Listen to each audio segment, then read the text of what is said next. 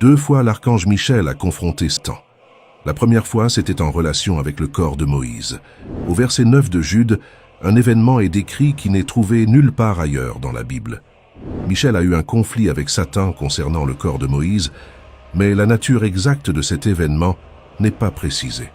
Au verset 9 de Jude, « Cependant l'archange Michel, lorsqu'il contestait avec le diable et discutait au sujet du corps de Moïse, n'osa pas porter contre lui un jugement de malédiction, mais dit « Que le Seigneur te réprimande ».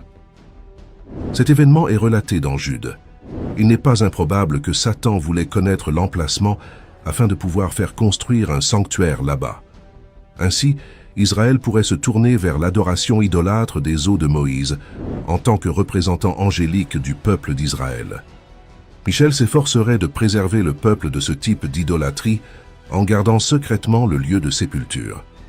Moïse a été empêché d'entrer dans la terre promise en raison de sa désobéissance aux eaux de Mériba.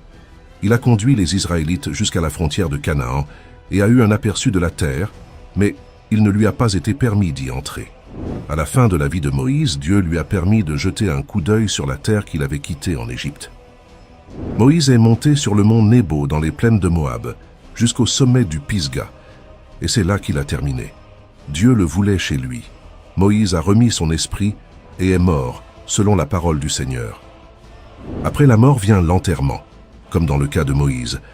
Mais le verset 6 contient l'une des déclarations les plus remarquables sur le grand appel de Moïse, Deutéronome 34, verset 6, « Et il l'enterra dans la vallée, dans le pays de Moab, en face de Béthel-Péor. » Mais personne ne connaît son lieu de sépulture jusqu'à aujourd'hui.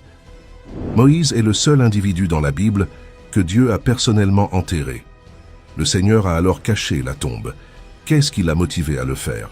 Parce que cette sépulture aurait pu devenir un sanctuaire. Mais le point crucial est le suivant.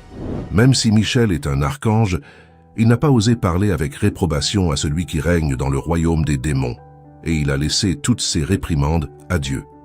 Michel l'archange est représenté dans la Bible, dans les livres de Daniel, Jude et l'Apocalypse, comme un ange guerrier qui lutte dans des combats spirituels. Le mot archange signifie ange du rang le plus élevé. La plupart des anges dans la Bible sont décrits comme des messagers, tandis que Michel est représenté dans 3 livres comme luttant, résistant ou faisant face à des esprits maléfiques et à des principautés. Michel est le nom de l'archange. Ce nom suscite la question, qui est comparable à Dieu? Michel nous est présenté par le prophète Daniel. Michel a refusé de juger de manière présomptueuse. Au lieu de cela, il a simplement annoncé la réprimande du Seigneur. Cette réprimande utilise un langage identique à celui trouvé dans Zacharie 3, verset 2, où le Seigneur réprimande Satan pour ses accusations contre Josué, qui était le grand prêtre.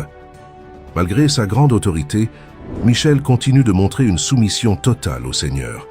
Les anges justes ont une hiérarchie, ils sont soumis à l'autorité. En considérant la puissance de Michel, la soumission de l'archange à Dieu devient encore plus impressionnante et merveilleuse. Il est clair que l'acte de soumission n'a jamais l'intention de dépouiller un individu de sa force, de son but ou de sa valeur. Même Michel, l'archange, n'a pas combattu l'ennemi en se basant sur sa propre autorité, mais a parlé au nom du Seigneur. Michel a considéré son office et sa position avec révérence. Lucifer avait été créé comme la créature la plus élevée avant sa chute. Satan semblait avoir joui des privilèges les plus significatifs jamais accordés à une créature. Satan appartient à la classe des chérubins, des êtres angéliques. Et ceux-ci sont probablement parmi la classe la plus haute et l'ordre le plus élevé, rempli de sagesse et de perfection dans la beauté. Les expressions « tu avais le sceau de la perfection et rempli de sagesse et de perfection dans la beauté » indiquent qu'il était le plus grand de toutes les créatures. La langue figurative de ce verset parle de sa perfection exceptionnelle. Il n'était pas seulement un leader oint, mais il a également été appelé 2 fois chérubin gardien couvrant. Cela peut se référer à son rôle de gardien, une garde d'honneur et un proclamateur de la présence glorieuse et de la sainteté de Dieu. Il semble qu'il était dans la propre présence de Dieu, car il marchait au milieu des pierres de feu. Perfection, ce terme résume ses qualités personnelles et morales. Il avait le sceau de la perfection et était parfait dans la beauté. Il était parfait ou irréprochable dans ses voies, depuis le jour de sa création jusqu'à son premier péché. Bien qu'il ait été expulsé de sa position élevée, Satan a maintenu une grande dignité. Le passage indique que son influence et son pouvoir étaient ressentis. C'est une leçon que vous et moi devons apprendre. Beaucoup de chrétiens n'ont toujours pas appris à s'incliner même devant Dieu. Vous et moi, mon ami, sommes des créatures. Il est le Créateur. Qu'est-ce qui nous donne à vous et à moi le droit de remettre en question quoi que ce soit qu'il fasse? Ne me comprenez pas mal. Nous luttons tous avec des doutes. Mais nous devons reconnaître que Dieu est à la fois le Créateur et le Rédempteur. C'est lui qui prend soin de nous. Mais notre Dieu est élevé, saint, juste et équitable. Il ne commet jamais d'erreur. Tout ce qu'il fait est correct. Alors, vous et moi pouvons lui faire confiance. Mais le faisons-nous? Reconnaissons-nous son autorité? Valorisons-nous sa personne? Quand les hommes seront appelés à rendre compte, le Seigneur Jésus-Christ dira « Vous avez dit, Seigneur, Seigneur, mais vous n'avez pas fait ce que j'ai ordonné. Chacun a suivi son propre chemin et a fait ce qui était droit à ses propres yeux. C'est l'image de l'humanité. Et vous, comment vais-je aujourd'hui?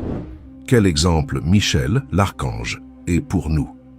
Quels que soient les plans de Satan, nous savons qu'il ne pouvait pas être bon. Il vole, tue et détruit. Bien que ses stratégies ne semblent pas subtiles, Satan peut rendre même le vol, la mort et la destruction subtiles. Il a le pouvoir de voler la parole de Dieu du cœur de quiconque l'entend, demandant « Dieu a-t-il vraiment dit ?» Maintenant, selon ce récit, Michel se lève en défense de Moïse et avec zèle d'esprit droit et audacieux dit à Satan que le Seigneur te réprimande. Numéro 2. La guerre dans le ciel. La guerre éclate dans le ciel avec Michel et ses anges d'un côté et le dragon et ses anges de l'autre. Cela se produit au milieu de la tribulation. Apocalypse 12, verset 7. Et il y eut guerre dans le ciel. Michel et ses anges combattirent contre le dragon, et le dragon et ses anges combattirent. Apocalypse 12, versets 8 à 9. Mais ils ne furent pas assez forts, et ils ne prévalurent pas.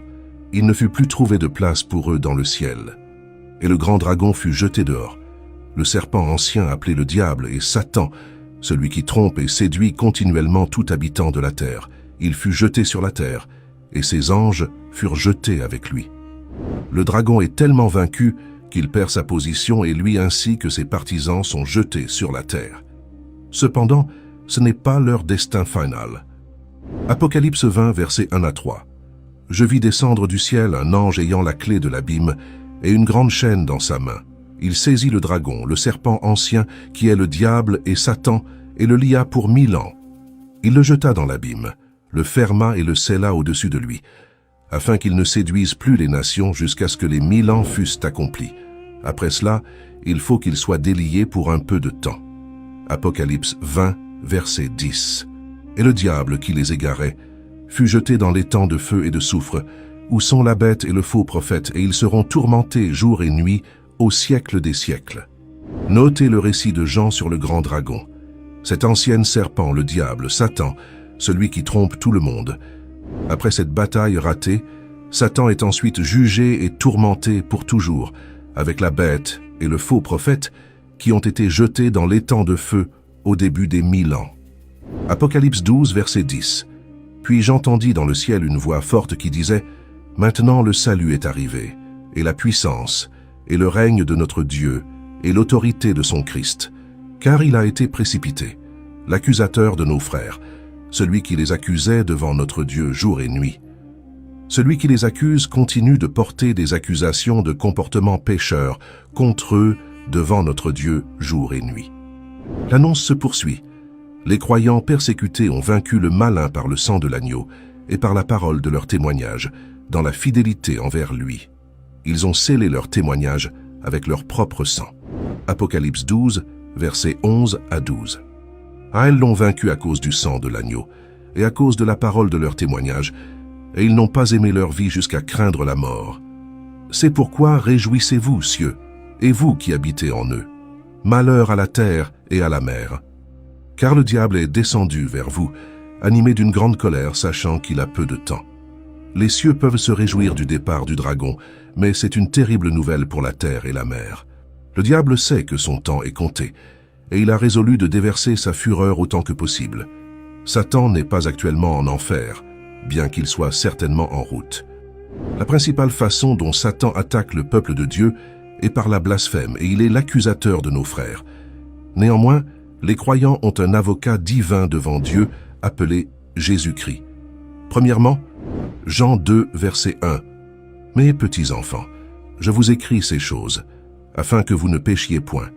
Et si quelqu'un a péché, nous avons un avocat auprès du Père, Jésus-Christ le juste. » Satan, l'adversaire, peut essayer d'éradiquer le peuple de Dieu, mais Jésus-Christ est le bon berger.